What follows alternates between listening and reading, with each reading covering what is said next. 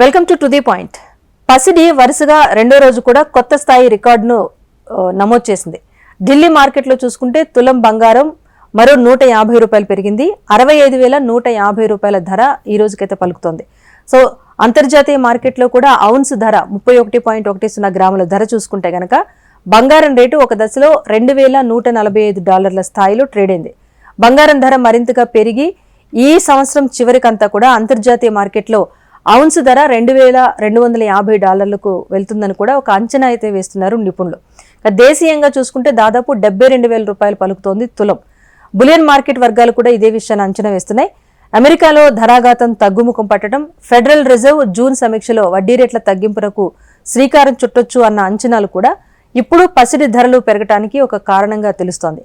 గడిచిన కొద్ది నెలలుగా చూసుకుంటే కాస్త అప్ అండ్ డౌన్ నమోదవుతున్నప్పటికీ కూడా సంవత్సరాంతానికైతే కూడా బంగారం ఇప్పుడున్న ధర కంటే కూడా పెరగొచ్చని చెప్పి నిపుణులు అయితే అంచనా వేస్తున్నారు.